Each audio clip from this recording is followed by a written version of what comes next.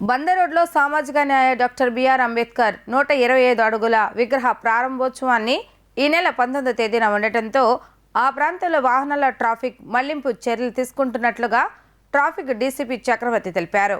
19వ తేదీన ఉదయం 6 గంటల నుంచి రాత్రి 12 గంటల వరకు విజయవాడలో ట్రాఫిక్ ఆంక్షలు ఉంటాయన్నారు. నగరం వెలుపల నుంచి భారీ మధ్య తరహా రవాణా వాహనాల రాకపోకల మళ్లింపులు చేపట్టామన్నారు. కమాండ్ కంట్రోల్లో ఏర్పాటు చేసిన విలేకరుల సమావేశంలో ట్రాఫిక్ డీసీపీ చక్రవర్తి మాట్లాడుతూ హైదరాబాద్ నుంచి విశాఖపట్నం, విశాఖపట్నం నుంచి హైదరాబాద్కు భారీ మరియు మధ్య తరహా వాహనాల రాకపోకలను ఇబ్రహీంపట్నం నుంచి జీకొండూరు, న్యూజివీడి, హనుమాన్ జంక్షన్ వైపుగా మళ్లిస్తామని చెప్పారు. విశాఖపట్నం నుంచి చెన్నై వెళ్లే వాహనాలను హనుమాన్ జంక్షన్ బైపాస్ మీదుగా గుడివాడ, పామరు, చీరాల, ఒంగోలు జిల్లా మీదుగా మళ్లిస్తున్నట్లు తెలిపారు.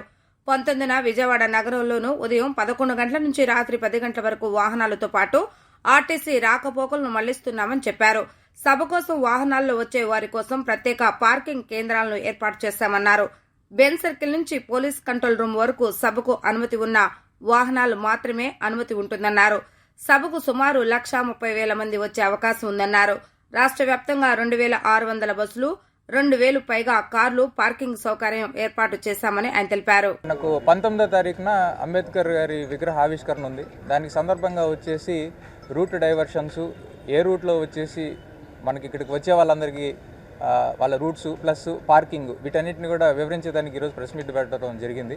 మెయిన్గా వచ్చేసి హెవీ గూడ్స్ వెహికల్స్ అన్నీ కూడా వచ్చేసి మనకు 19వ తారీఖున పొద్దున్న 6 గంటల నుంచి రాత్రి 12 గంటల వరకు వచ్చేసి అవుట్ సైడ్స్ నుంచి డైవర్షన్ ఉంటుంది.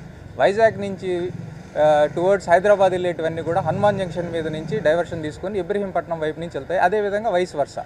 తర్వాత వైజాగ్ నుంచి వచ్చి టువర్డ్స్ చెన్నై వెళ్ళేటివన్నీ కూడా గుడివాడ మీద నుంచి వచ్చేసి పామరు మీద వెళ్ళేసి బాపట్ల మీద నుంచి వెళ్తాయి. అదేవిధంగా వైస్ వర్సా. తర్వాత మనకి గుంటూరు నుంచి టువర్డ్స్ హైదరాబాద్ వెళ్ళేటివి మొత్తం కూడా వచ్చి సంతనూతలపాడు మీద నుంచి అటు సైడ్ నుంచి వెళ్తాయి కొన్ని. తర్వాత ఈ విధంగా డైవర్షన్స్ ఉంటాయి. తర్వాత వచ్చేసి మనకు 19వ తారీఖున బయట నుంచి వచ్చే ఈ బస్సులు దగ్గర 3,000 వరకు బస్సులు వస్తాయి. వాటికి సంబంధించిన రూట్లు మరియు పార్కింగ్ ప్లేసుల గురించి తెలుసుకుందాం ఒకసారి. గుంటూరు నుంచి వచ్చేటివన్నీ కూడా బస్సులన్నీ కూడా వారధ మీద నుంచి వచ్చేసి బెన్ సర్కిల్ మీద నుంచి తిరిగి టువర్డ్స్ వెటనరీ జంక్షన్కి వచ్చి వెటనరీ జంక్షన్ దగ్గర స్టేడియంకి అలైటింగ్ పాయింట్ అది, అక్కడ దిగేసి కొన్ని బస్సులు వచ్చేసి యూటర్న్ తీసుకొని రైట్ నుంచి వెళ్తాయి, కొన్ని లెఫ్ట్ నుంచి వెళ్తాయి. లెఫ్ట్ నుంచి వెళ్ళినప్పుడు మళ్ళీ నేతాజీ మీద నుంచి వచ్చి మళ్ళీ బెన్ సర్కిల్ దగ్గరికి వెళ్ళి కింద నుంచి నిర్మలా దగ్గర నుంచి వెళ్ళి సిద్ధార్థ కాలేజ్ కాడ Siddhartha arts college, hotel management, public school, వీటి దగ్గర వచ్చేసి పార్కింగ్ ఉంటుంది. వాటికి కొన్ని వచ్చేసి అక్కడే వెటనరీ జంక్షన్ నుంచేసి రైట్ టర్న్ యూటర్న్ తీసుకునేసి పీవీపీ దగ్గరికి వెళ్ళేసి పీవీపీ పక్క సందులో లెఫ్ట్ నుంచి వెళ్ళి మళ్ళీ ఆర్ఆర్డా పక్క నుంచి రైట్ తీసుకొని అక్కడ సిద్ధార్థకి వెళ్ళేసి అక్కడ పార్కింగ్ ఉంటుంది. ఇవి గుంటూరు వైపు నుంచి వచ్చేవాటికి.